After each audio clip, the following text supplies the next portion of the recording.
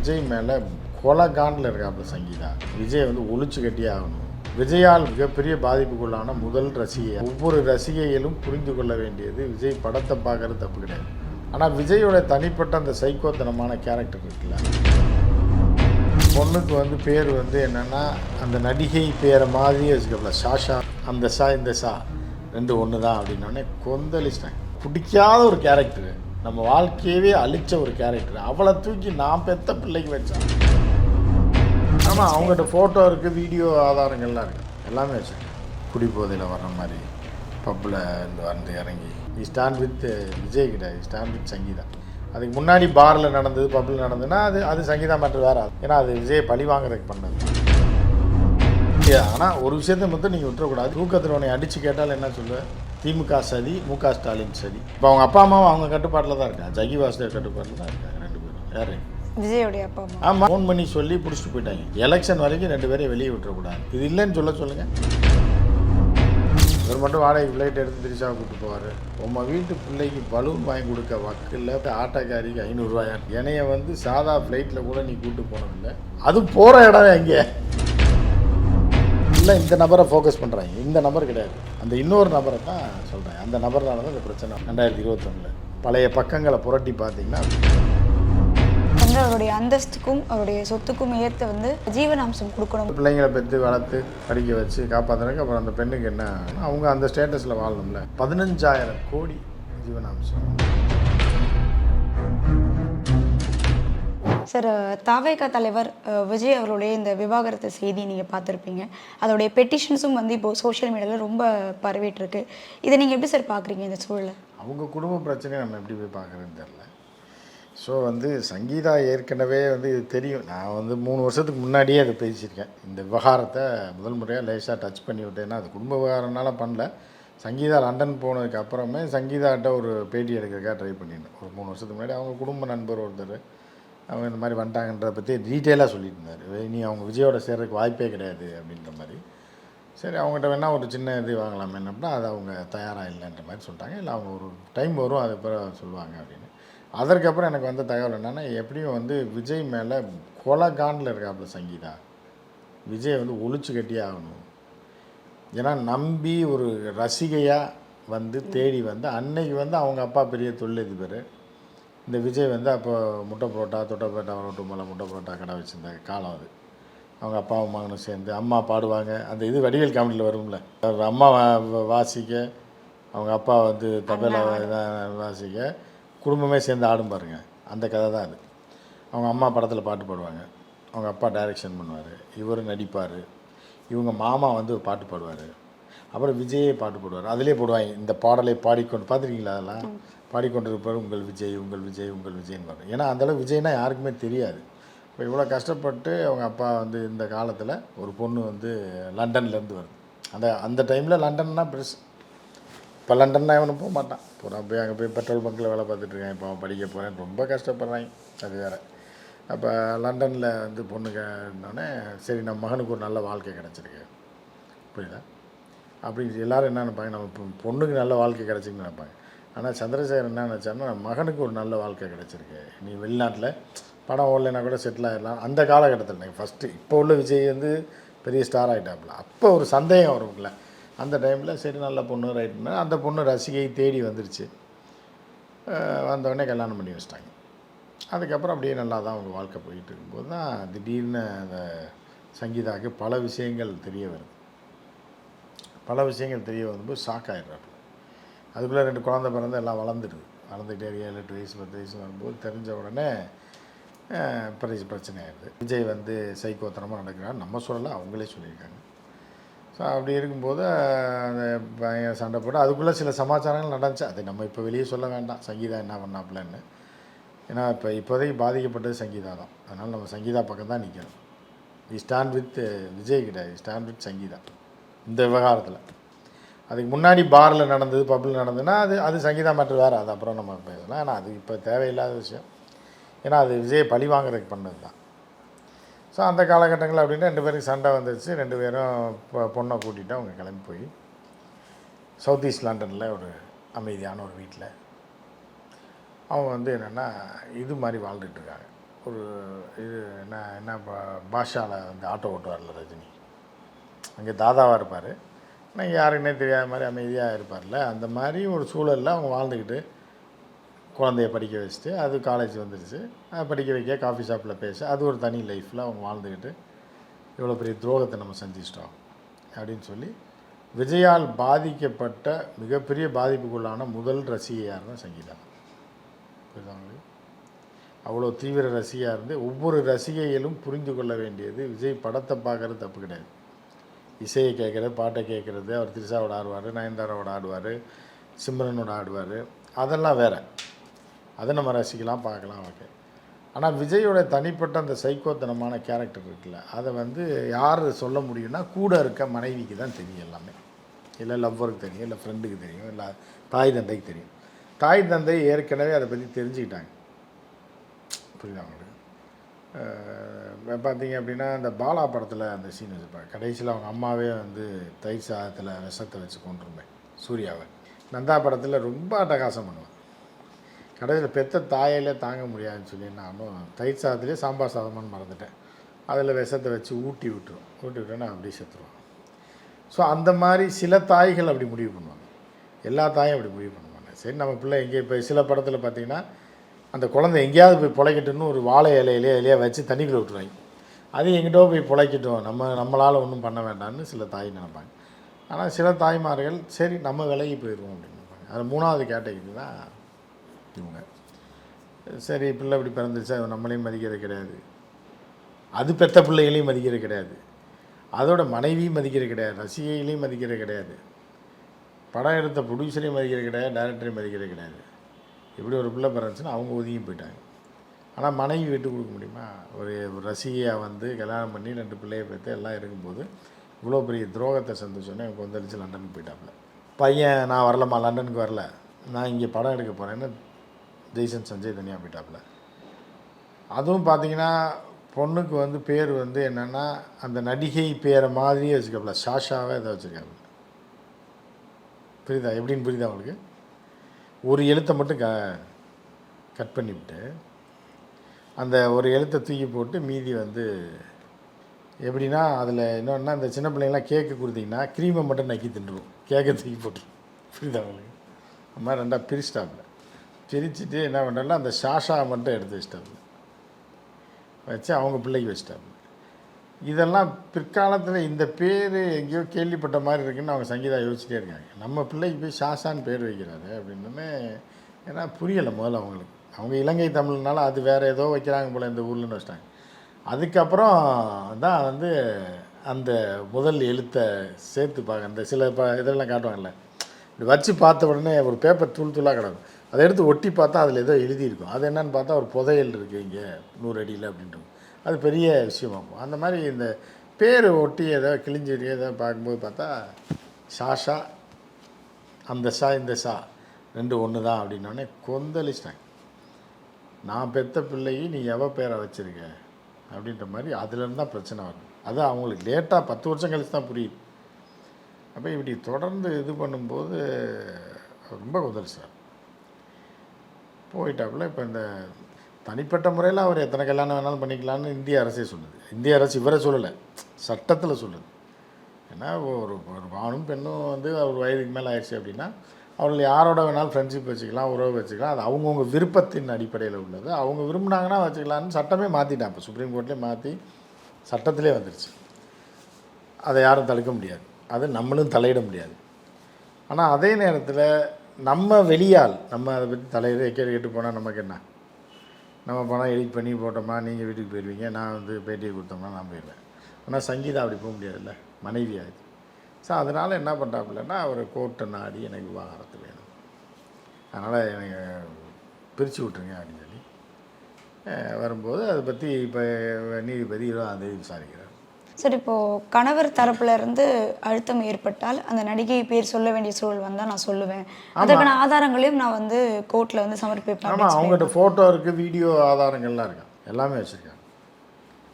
அவங்க சில இதெல்லாம் சொல்கிறாங்க. பட் ஆனால் நான் விஜய் அப்படின்னா நினைக்கல. அவங்க வீடியோ ஆதாரங்கள்லாம் வச்சுருக்காங்க, குடிபோதையில் வர்ற மாதிரி பப்பில் வந்து இறங்கி எல்லாம் இருக்குன்றாங்க. அது எல்லாம் கோர்ட்டு தான் முடிவு பண்ணது. அது கோர்ட்டு கேட்டுச்சுன்னா அவங்க கொடுப்பாங்க. அந்த மாதிரி விஷயங்களும் அவங்க வச்சுருக்காங்க. இல்லைன்னா இறங்க மாட்டாங்க அது ரெடியாக. இறங்கி எப்படியும் வந்து என்னென்னா அவங்களோட இது என்ன அப்படின்னு பார்த்தா, நான் ஒரு ரசிகை, எனக்கு பொண்ணு பார்த்து கல்யாணம் பண்ணி வச்சுருந்தா பரவாயில்ல. நான் பெரிய ஆளாக இருக்கும்போது, எங்கள் அப்பா லண்டனில் தொழிலதிபராக இருக்கும்போது உனக்கு நான் பெரிய ஆளாக இருந்தேன். நீ சம்பாரித்து பெரிய ஆளானவுடனே எவனையும் மதிக்கிறதில்ல, பெத்த தாய் தந்தையும் மதிக்கிறதில்ல, பெத்த பிள்ளையும் மதிக்கிறதில்ல, பொண்டாட்டியும் மதிக்கிறதில்ல, பக்கத்து வீட்டுக்காரனையும் மதிக்கிறதில்ல, புஷி ஆனந்தை கூட மதிக்கிறதில்ல. புரியுதா உங்களுக்கு? அப்போ அந்த எல்லாருக்குமான ஒரு இதுதான் அந்த நீலாம்பரி மாதிரி இருக்குல்ல, அதே மாதிரி 5 வருஷம் வெளியே வராமல் லண்டன்லேயே இருந்திருக்கா அவளை வீட்லேயே. பொண்ணு படிக்கட்டும், படித்து முடித்ததுக்கப்புறம் நம்ம ஆட்டத்தை ஆரம்பிப்போம் அப்படின்னு சொல்லி படித்து முடிச்சிட்டாப்புல. இப்போ எலெக்ஷன் வரப்போகுது. கரெக்டாக இந்த நேரத்தில் விஜய் வந்து சரியாக வச்சு விட்டார். ஸோ அதுதான் சார், என்னென்னா இப்போது 2021 வந்து அவங்களுக்கு இந்த விஷயம் தெரிஞ்சிருக்கு அப்படின்னு சொல்கிறாங்க. ஆனால் 5 வருடங்கள் கழித்து இப்போது இந்த எலெக்ஷன் டைமில் இந்த விஷயத்தை ஏன் வெளியே சொல்லணும்? பல பெண்கள், சில பேர் எல்லாரும் அப்படி இல்லை, சில பெண்கள் அப்படி தான் சமயம் கிடைக்கும் போது தான் கழுத்து இருப்பாங்க. அது வரைக்கும் வெயிட் பண்ணிடுவாங்க. எல்லாரையும் நம்ம சொல்ல முடியாது, ஒரு சிலர். இப்போ நீங்கள் பார்த்தீங்கன்னா மோனிகா லெவன்ஸ்கின்னு வருது, அவங்களாம் தெரியாது. மோனிகா லெவன்ஸ்கி வந்து கிளின்டன் பிரசிடெண்ட்டாக இருக்கும்போது அவனோட பிஏவாக இருந்தான். அப்போ 2 பேருக்கும் ஒரு உறவு ஏற்பட்டு அந்த எவிடன்ஸை பீரோக்குள்ளே மறைச்சி வச்சுருந்தா 15 வருஷம். அதுக்கப்புறம் அவர் மாட்டி விடும்போது தான் அந்த எவிடன்ஸை கொண்டு வந்து கோர்ட்டில் கொடுத்து அதோட கிளின்டன் வாழ்க்கையை ஒழிச்சு கட்டி விட்டாங்க. ஸோ இதெல்லாம் வந்து சில பேர் அப்படி இருப்பாங்க. சில பேர் உடனே உணர்ச்சி வசப்பட்டு உடனே பழி வாங்கணும்னு நினைப்பாங்க. ஆனால் என்னென்னா வேறு சில கல்யாணம் டைவர்ஸ் ஆகிறாங்க, பிடிச்சா ஒத்து வாழ்ந்துடுறாங்க, பிடிச்சா ஒன்றா இருக்காங்க, ஒன்றா சுற்றுறாங்க. சரி, ஒரு கருத்து வேறுபாடு வந்தால் பிரிஞ்சிடுறாங்க. இது வந்து சாதாரண விஷயம். இது வந்து மேக்ஸிமம் அப்படி தான் போகணும், அதுதான் நல்லது. அவங்கவுங்க வாழ்க்கை அவங்கவுங்க கையில் இருக்குது. ஒரு கட்டத்தில் பிடிச்சிருக்கு அப்படின்னு வந்து ஒன்றா சேர்றாங்க, பிடிக்கலன்னா பிரிஞ்சு போயிடறாங்கன்னு விட்டுணும். ஆனால் சங்கீதாவை பொறுத்தளவுக்கு என்ன பிரச்சனை அப்படின்னா, நான் வந்து ஒரு பணக்காரியாக லண்டனில் இருந்தப்போ நான் ஒரு ரசிகா, எத்தனையோ ரசிகை என்னை தேடி வந்திருப்பாங்க. ஆனால் என்னை உனக்கு பிடிச்சிருக்கு அப்படின்னா பல காரணங்கள் இருக்கலாம். அதெல்லாம் இருந்துட்டு கடைசியில் நீ கழட்டி விட்டுட்டு நீ வந்து சாசா, இன்னொரு குழந்தை இருக்குது, ஸோ அந்த பேரை நீ வந்து என் பிள்ளைக்கு வச்சேன்னா அது எவ்வளோ பெரிய கடுப்பு வரும் நினச்சிப்பாரு. எவ்வளோ ஒருத்தி நமக்கு பிடிக்காத ஒரு கேரக்டரு, நம்ம வாழ்க்கையவே அழித்த ஒரு கேரக்டர், அவளை தூக்கி நான் பெற்ற பிள்ளைக்கு வச்சா எப்படி இருக்கும்? புரியுதா? அதுதான் அவங்களுக்கு வந்து தொடர்ந்து துரோகங்களை சந்தித்து, தொடர்ந்து அவமானங்களை சந்தித்து, ரொம்ப டார்ச்சர், சைக்கோ டார்ச்சர் கொடுத்ததோட விளைவு நான் உன்னை பழி வாங்கினேன் அப்படின்ற மாதிரி. இது ஒன்றும் பெரிய விஜயை கொண்டு தூக்கில் போட மாட்டாங்க, திகார் ஜெயிலெலாம் அடைக்க மாட்டாங்க. இப்போ சீமானே ஒன்றும் பண்ணல, கற்பழிப்பு குற்றவாளின்னு சொல்லிட்டு இருந்தாங்க. நம்ம சொல்ல முடியாது. அந்த மாதிரி ஒரு பெண்களோட இந்த மாதிரி பல பெண்களோட இது இருக்குது, அந்த இதுக்கு எவிடன்ஸ் வீடியோலாம் வந்துச்சு. ஆனால் உச்சநீதிமன்றம் என்ன பண்ணுச்சு, அந்த வடிவேல் காமெடியில் பண்ணாங்க, போ பஞ்சாயத்து முடிஞ்சு கிளம்பு வீட்டுக்கு கிளம்புன்ற மாதிரி 2 பேரையும் பற்றி விட்டாங்க. சரி, நீயும் பேசாத உனக்கு என்ன வேணும் என்ன வாங்கி முடிச்சிட்டாங்க.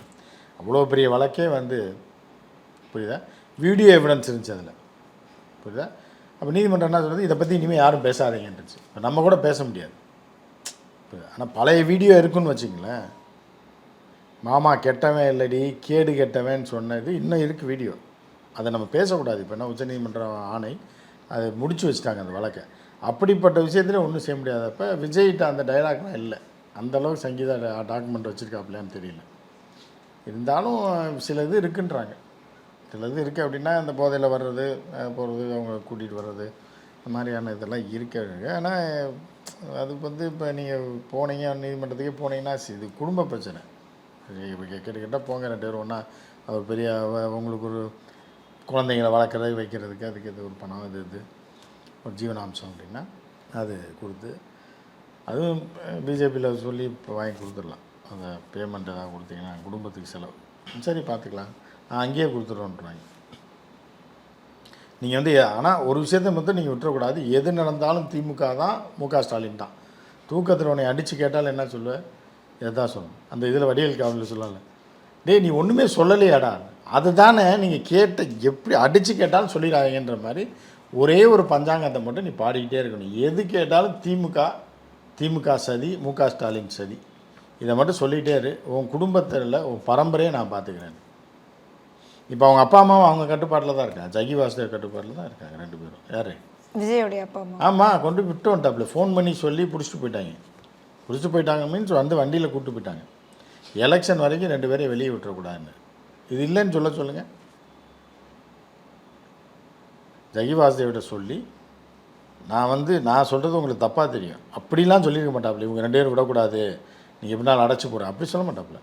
அப்பா அம்மா வருவாங்க, நீங்கள் எலெக்ஷன் வரைக்கும் உங்களை பாதுகாப்பாக வச்சுருங்க, உங்களுக்கு மெடிடேஷன் சொல்லி கொடுத்து 3 வேளை சாப்பாடு போட்டு வச்சுருங்க, நான் அப்புறம் ஆளை அனுப்பி கூப்பிட்டுக்கிறேன் அப்படின்னு சொல்லி அவர் அண்டர்ஸ்டாண்டபிள் தான். புரியுதாங்களே? அது மாதிரி அவர் புரிஞ்சுக்குவார். இப்போ நீங்கள் பழைய கடத்தல்காரங்களாம் சொல்லுவாங்க, கடல் கரையில் போய் பயங்கரமாக சோன்னு மழை பெய்யுதே அப்படின்னாங்க. ஆமாம், சாரல் மழை வேறு பெய்யுது அப்படின்னாங்க. ஏன்னா மொட்டை வெயில் அடிச்சுக்கிட்டு இருக்கேன். அப்போனா அந்த பெட்டியை மாற்றிடுவாங்க. தங்கத்தை அவன் கொடுப்பான், இவன் வந்து பணத்தை கொடுப்பான். பார்த்துருக்கீங்களா? பழைய படத்தில் பார்த்தீங்கன்னா தெரியும். அதுதான் சிக்னல். நல்லா வெயில் அடிக்கும்போது மழை பயங்கரமாக பெய்யுது என்ன, ஆமாம்மா அப்படின்னா அப்போ நம்ம ஆள் நம்ம இவங்ககிட்ட தான் இப்போ சூட் கேஸை கொடுக்கணும்னு கொடுத்துட்டு அவன் கொடுக்குற சூட் கேஸை வாங்கிட்டு வந்துடுவாங்க. அந்த மாதிரி ஜகிக்கும் விஜய்க்கும் அந்த அண்டர்ஸ்டாண்டிங் இருக்குது.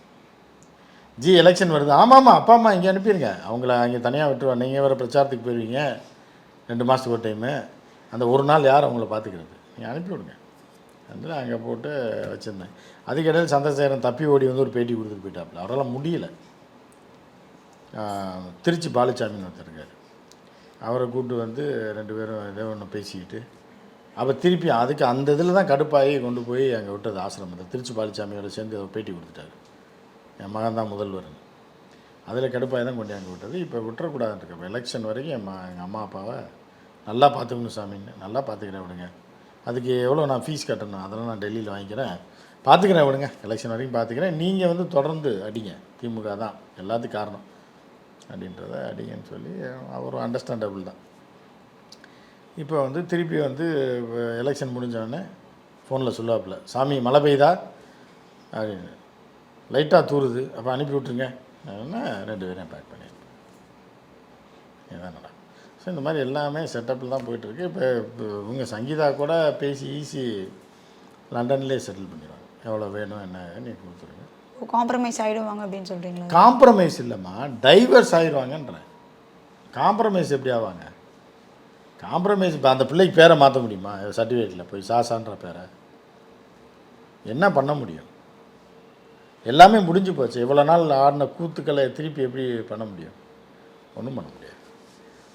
கடைசியாக கடுப்பானது என்னன்னா, அந்த கல்யாணத்துக்கு ஃப்ளைட்டில் கூப்பிட்டு போனாங்க பாருங்கள், தனி ஃப்ளைட்டில்.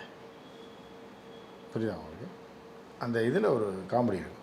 உங்கள் வீட்டு பிள்ளைக்கு பலூன் வாங்கி கொடுக்க வக்கில் பஞ்சாயத்து ஆட்டோக்காரிக்கு 500 ரூபாயான்னு பார்த்திங்களா இல்லையா? அந்த காமெடி அந்த கதை தான். என்னைய வந்து சாதா ஃப்ளைட்டில் கூட நீ கூப்பிட்டு போனதில்லை, ஆனால் தனி விமானம் பிடிச்சி அவளை கூப்பிட்டு போகிற, அது போகிற இடம் எங்கே? புரியுதா? கூட போகிறது ஒரு ஆள், இந்த கல்யாணம் நடந்துச்சு பாருங்கள், அந்த நபரே சந்தேகத்துக்குரிய நபர். அப்போ எல்லாம் சேர்ந்து ஏதோ புரியுதா இல்லையா? ஸோ அப்போ எப்படி ஒரு மனைவினால் தாங்க முடியும்? யார் கல்யாணத்துக்கு கூப்பிட்டு போகிறீங்களோ அந்த நபரும் சந்தேகத்துக்குரிய நபராக இருக்குது, யார் கல்யாணத்துக்கு போகிறீங்களோ அந்த நபரும் சந்தேகத்துக்குரிய நபராக இருக்குது. இப்போ என்ன சொல்கிறாங்கன்னா, இந்த நபரை சொல்லலை, இப்போ எல்லாம் இந்த நபரை ஃபோக்கஸ் பண்ணுறாங்க. இந்த நபர் கிடையாது, அந்த இன்னொரு நபரை தான் சொல்கிறாங்க. அந்த நபர்னால தான் இந்த பிரச்சனை வந்ததுன்னு 2021 பழைய பக்கங்களை புரட்டி பார்த்தீங்கன்னா அந்த கதை வரும், யாருன்றது தெரியும். அப்படின்றதுனால குழம்பி போயிருக்காங்க. அதுதான் சங்கீதாவுக்கு மட்டும்தான் அந்த உண்மை தெரியும். அவங்க ஓரளவுக்கு பொறுமையை பார்த்துட்டு இப்போ முடிவு பண்ணிட்டாங்க. பேமெண்ட் அங்கே செட்டில் ஆனால் கூட பழி வாங்காமல் விட மாட்டாங்க. சரியான நேரத்தில் ஒரு நீலாம்பரி மாதிரி அவங்க இறங்கியிருக்காங்க. ஏன்னா அந்தளவுக்கு அவங்க பாதிக்கப்பட்டிருக்கு, குடும்பம் பாதிக்கப்பட்டிருக்கு. இந்த சாணித்தனமான நபர்கள் 2 நபர் இருக்காங்க. அம்மா ரைட்டு பெற்ற தாயின்னு வச்சுக்கலாம். இந்த சந்திரசேகரன் பஞ்சாயத்து பண்ணி வச்சுருக்கணுமா இல்லையா? பெரிய மனுஷன் தானே, பேசியிருக்கணும்ல.